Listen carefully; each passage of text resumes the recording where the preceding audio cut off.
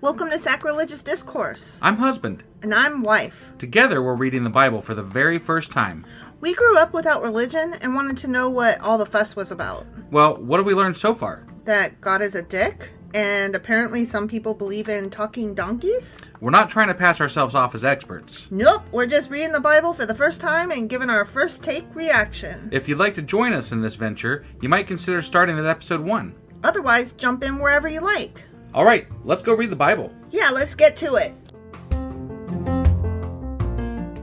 Husband! Wife! Do you remember what happened on Friday and where the hell we are today? I believe we just got done reading Jeremiah chapter 25. We did. Which means that today we're getting into Isaiah chapter 26. Not Isaiah. Shit. Hold on. So we're doing Jeremiah. Yeah.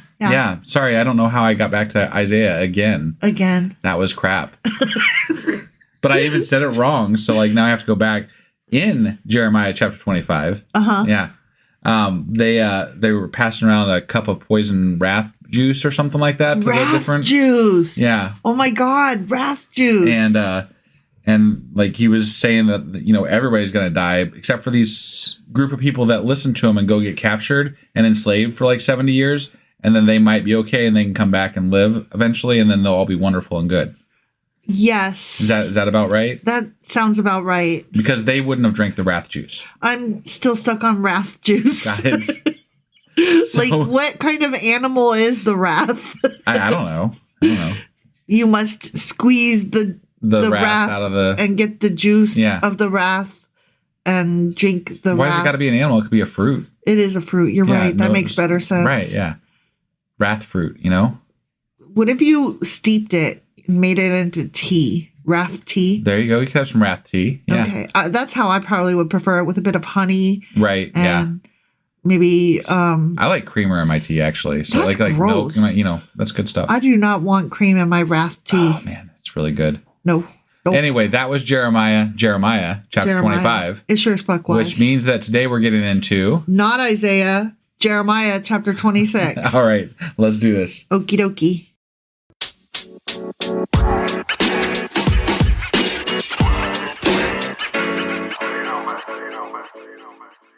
All right, hopping into Jeremiah chapter 26. Okay. Not Isaiah. Not Isaiah, yeah. Not Isaiah. Definitely not Isaiah. In the beginning... Wait.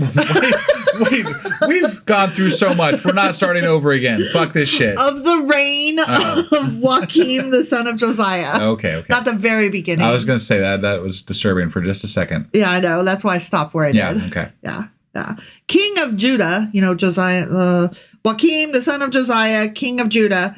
This word that I'm about to say came from the Lord. Saying, just this word. Ready? Yeah. Thus says the Lord.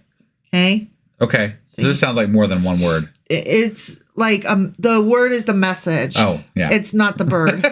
The bird is not the word. Got it. Okay. Stand in the court of the Lord's house and speak to all the cities of Judah, which come to worship in the Lord's house, all the words that I command you to speak to them. Do not diminish a word.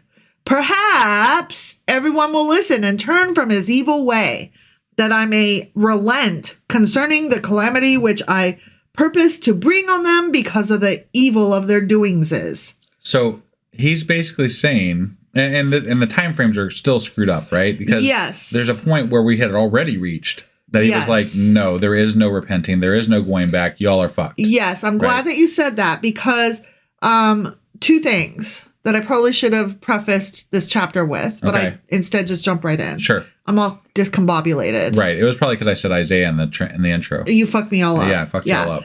So first of all, in the Septuagint, the Greek copy of this. Right. This chapter is numbered as Jeremiah 33, not 26. Really? Yeah. So it's out of order even. But even at 33, even at 33, that's even worse. Right. Yeah. Because the events of this chapter take place at the beginning of the reign of Joachim, the son of Josiah, king of Judah, whereas the events of the previous chapter take place in the 4th year of Joachim, the son of Josiah. Joachim reigned from 609 to 598 BCE. This prophecy apparently came before that invasion when many of the leaders of Judah felt that they could still avoid the Babylonian conquest. But why does the Bible feel the need to put these things in such an order that they're so confusing as to not even hardly make sense, because you keep bouncing back and forth between ideas that don't relate in any type of timeline or sequence, This is the order they were stapled together. No, I get it. Keep saying that. I get it. It's like, have you ever been carrying a bunch of papers and then you accidentally drop them and you pick them up real quick and shuffle them, and then you're not paying attention and you forget that they got out of order, and then you staple them and then you read through them later and you're like, oh shit, but it's too late. You got to get to the meeting or whatever. And then you pass them out to everybody at the meeting and you're like, by the way, I'm really sorry, but pages 6 and 7 are backwards from each other. Just know when you get there. Sure. And so you like verbally convey, yeah, sorry, I got this out of order, but y'all are smart. You can figure this out. And I'm telling you, so you know. Right. But you would think that after thousands of years, we could be like, okay, look, guys, look, I know it's in this order, but like it's wrong. We could put it in actual order. We could fix this, Yeah. But that would be like making an amendment to the Constitution. You don't just do it, right? But they used to do it all the time, way back when, right? But now we don't do it hardly at all. Things got stuck, and then if you change it now, it's like, what the fuck? We don't change things.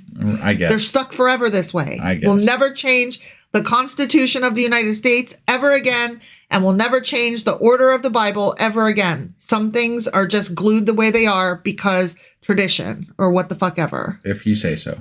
I'm not saying I like it that way. I'm just reporting the news to you, sir, that's the way it be. I got it.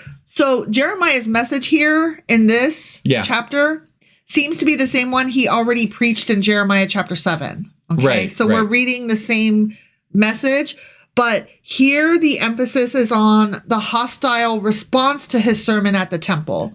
So before, it was more about like his perspective, what was happening, and like he's telling us stuff or whatever. Yeah. And here we're going to be seeing how they responded to that. But we already talked about how much they don't like him. Yeah, they don't. They really don't. But there's going to be more reaction. So just hang tight, okay? So I'm going to get going.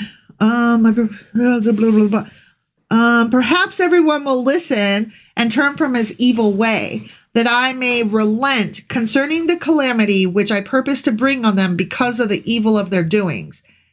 Okay, and then he tells Jeremiah, and you shall say to them, thus says the Lord, if you will not listen to me to walk in my law, which I have set before you, to heed the words of my servants, the prophets, plural, the prophets, whom I sent to you, both rising up early and sending them, but you have not heeded.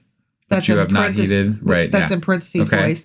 Then I will make this house like Shiloh, and will make this city a curse to all the nations of the earth. So what the fuck is Shiloh, right? Sure. Okay. So Shiloh, the city of Shiloh was the place conquered and destroyed by the Philistines. Okay. And we actually read about that in 1 Samuel and also in Psalm 78. I mean, the name sounded familiar, but I didn't specifically remember the context. So. I did not remember the name or the context. Got it. Yeah. I'm like, I've never heard of it. And that often happens to me. Well, I mean, we've covered a lot. There's too many geographies here. There are.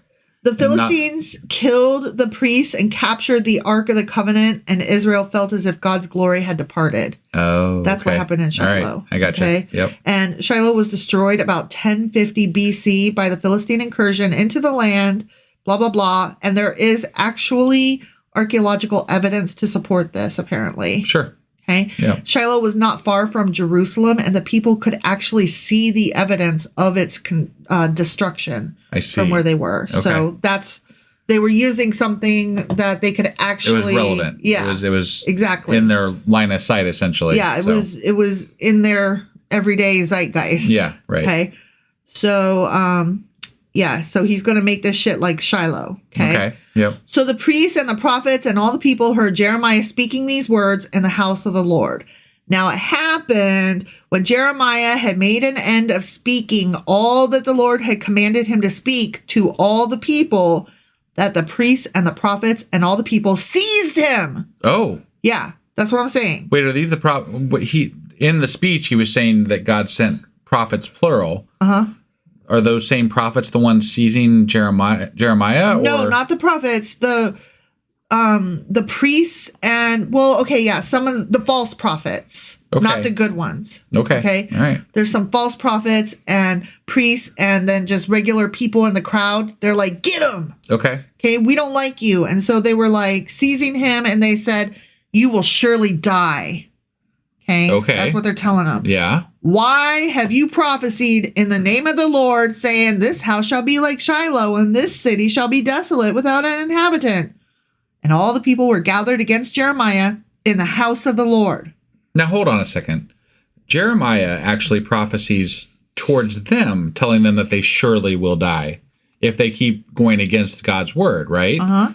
He's essentially threatening them as well. Yeah. From their standpoint, they see God's message as something else. Right. And they're saying he will surely die. Yeah. So I don't see how this Everybody's going to die. Right. It's just different perspectives is all that's happening here. And they adamantly don't like his message. Yeah. So. Yeah. I don't understand it's the same thing, right? Just two sides of the same thing. You're supposed to be on team Jeremiah and be like, oh, that poor guy. No, I know what team I'm supposed to be on, but I don't understand how these people are supposed to know which team they're supposed to be on, other than Jeremiah is telling them it's my side. But there's other people saying, no, that's incorrect. It's my side. Right. So you can't, there's no way for a general population to say which one is correct. But I would wager that if the one's telling them they're going to live and the other one's telling them they're going to die, they're going to opt for the one that says that they're going to live. True. And then everything's going to be rosy and wonderful, True. That sounds a lot better to me. True. We've talked about this before, though, and it's a lot like the Republicans denying climate change.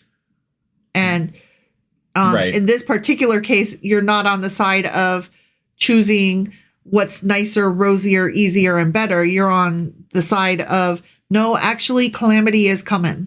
Right. So you can see how... I can see how that would happen, yes. And I can see how it plays out.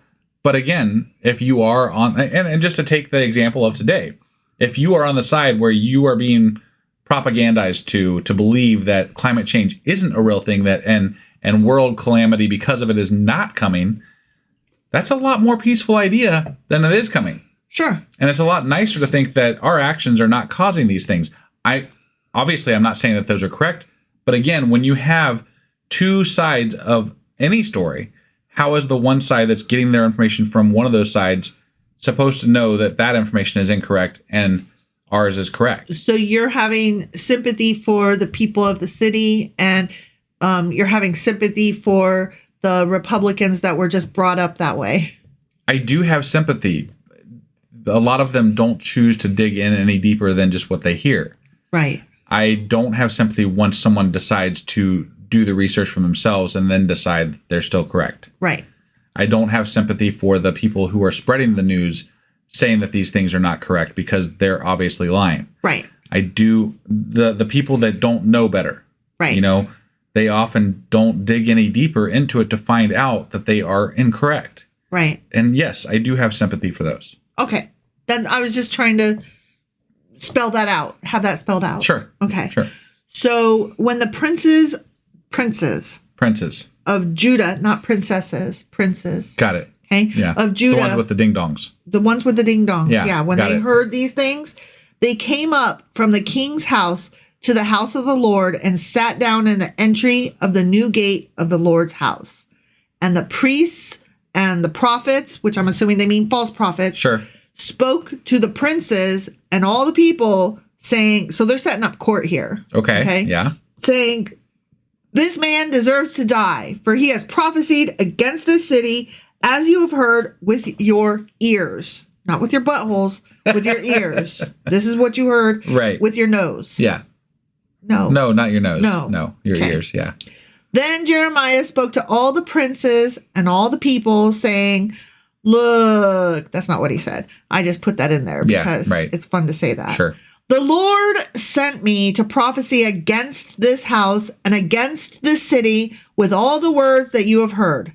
Now, therefore, amend your ways and your doings and obey the voice of the Lord your God. then the Lord will relent concerning the doom that he has pronounced against you. So they're still they're talking about putting him to death. Yes. They're holding court and asking, like, hey, we should kill this dude. And he's like, no, you're still all wrong. Yeah. And you could still save yourselves. He's still pronouncing the same things. Yes, even at sword point. Which is supposed to make us feel like, man, this guy really fucking believes, right? He's brave. He is brave. But he was whiny about it earlier, too. Yeah. And he was complaining how he was, always being threatened. He wanted God to get after him. Yeah, get him. So.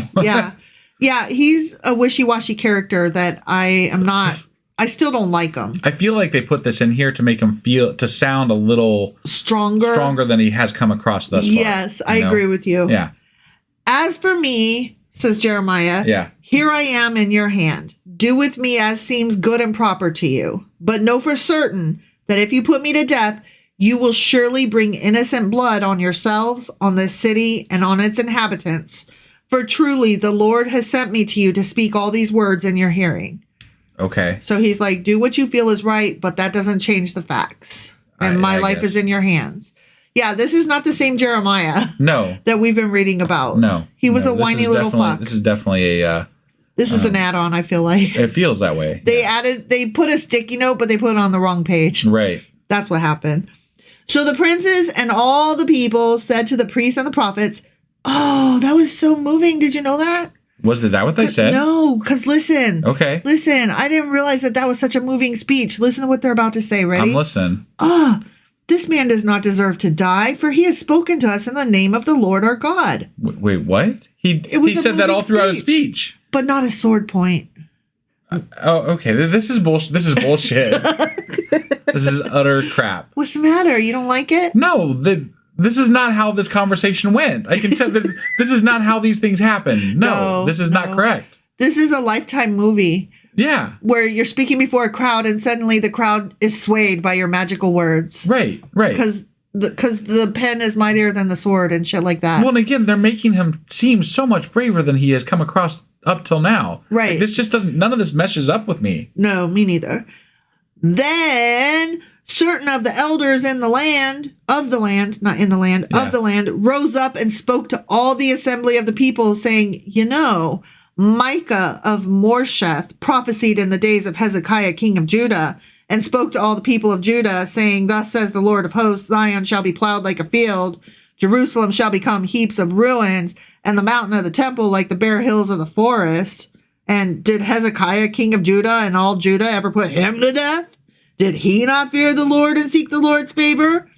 And the Lord relented concerning the doom which he had pronounced against them.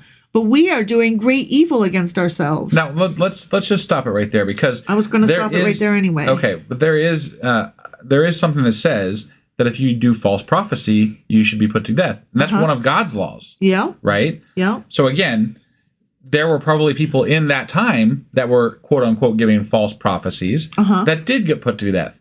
Mm-hmm. And how are you supposed to, I still don't understand how you're supposed to determine which one is correct, which one's not, because prophecies are something that happen in the future. Well, right? So the way that you're supposed to know the difference is that any of them that follow the Torah, the law, that's the true ones.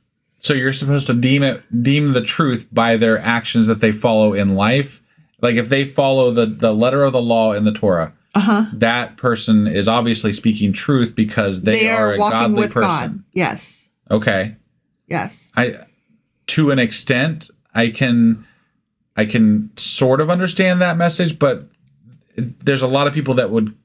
I still don't see how you can judge it, because even if someone's not, they can claim that they are. Right. So like there's not you don't have somebody spying on these people full time to understand that this person is following in the way this person is not, etc.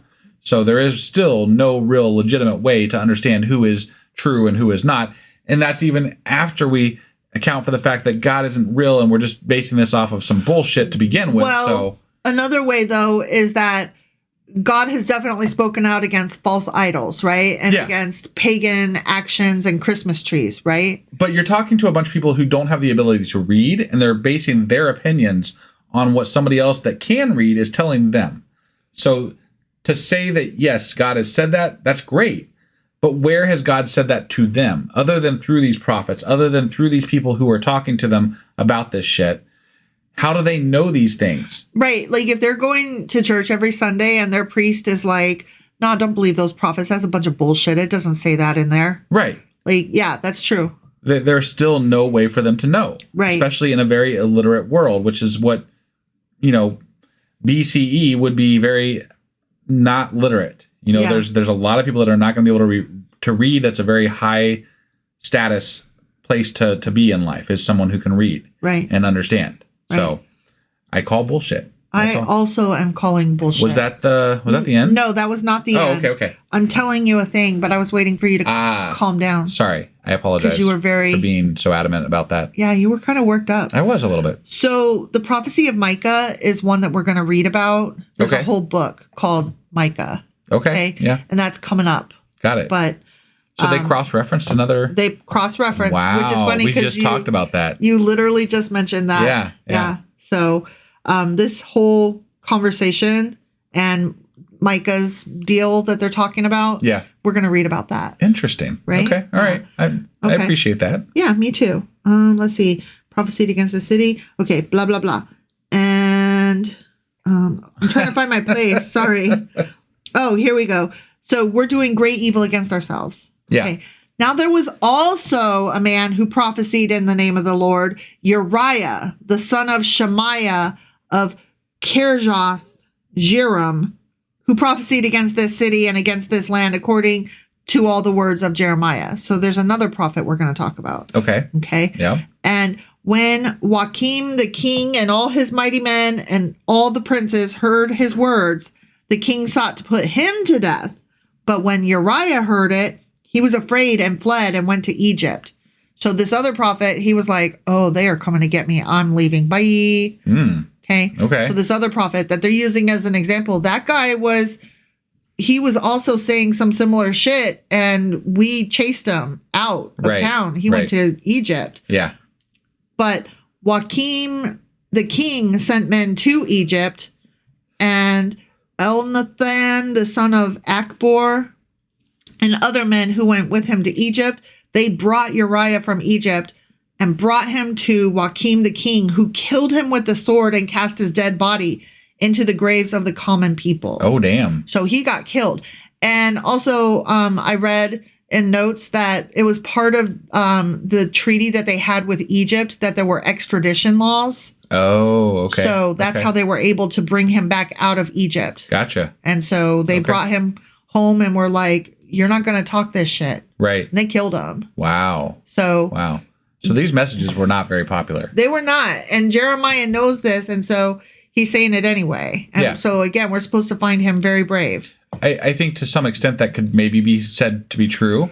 But he also, in other chapters, they kind of referred to him as being sequestered away from other people and sending messages via messengers and and talking to the Lord as though he's scared. So it doesn't mesh up exactly the way this chapter portrays it. I think that's another thing, though, is that he started out delivering messages and, not like you said, sequestered from the people. But now the Lord is like, okay, now's the next step. You need to actually go talk to the people. Except that this was prior to, we're going backward in time, though. No, it's true. So it's true. The timelines don't mash up with the way. I don't know what order all of it happened. Sure. So I'm trying to place this in the order that all of this happened. Sure. He might have been whiny and been saying, but I don't want to go talk to the people. Right. And then, then he does go and he's like, okay, I'm going to talk to the people. Sure. He's like, fuck me. My life is in your hands and whatever. I guess. Yeah.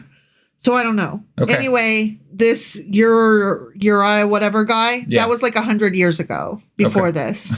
But they still remember that shit. Got it. Okay? Yeah. So nevertheless, the hand of Ahikam, I can't say these names. I apologize. I'm really fucking them up. The son of Shaphan was with Jeremiah.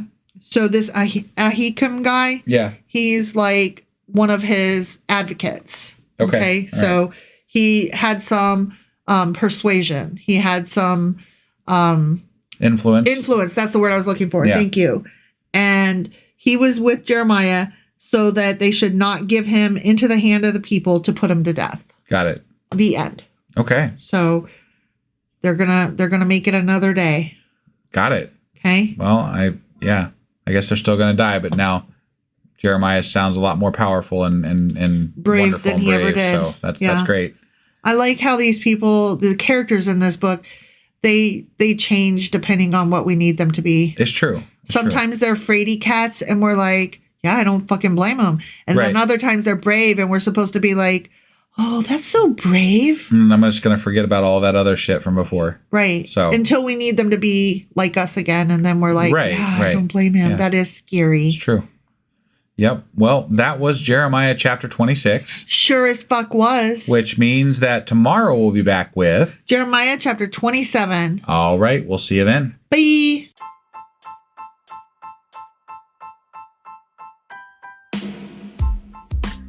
Hey, wife. I guess that's the end? But husband, that's just sad. It doesn't have to be. We are on lots of social media platforms like Twitter. Our handle there is sacrilegious_D. For D's nuts. Oh my God. Stop doing that. Anyway, we're also on Facebook, Instagram, and Pinterest. There's a link to all of our social media sites at our website. Ooh, we have a website? Yeah, it's sacrilegiousdiscourse.com, where you can also find a link to our merch shop. We have a merch shop? Yep, we have podcast-themed clothing, mugs, notebooks, and more, as well as an atheist and science-themed products. Wow, our fans should really go check that out right now. Definitely. They can get in touch with us by sending an email to sacrilegiousdiscourse@gmail.com. But before they do that, we could really use some help. Oh yeah? With what? Well, it's not free running the podcast, and we need some financial support in order to get better equipment, which will free up time so we can concentrate on our podcast and our fans. Okay, so what should they do? Head over to patreon.com/sacrilegious discourse and sign up as a contributor on our podcast. Supporters there receive additional bi-weekly episodes that we record just for our Patreon members for as little as $2 a month. Also, we'd really appreciate it if you would like and subscribe on whatever platform you're using. And Apple Podcast reviews help us out tremendously. Like and subscribe. Leave an Apple review. Join us on Twitter. Support us on Patreon. That's a lot of instructions. Don't forget to say thanks. Thanks. Okay, bye.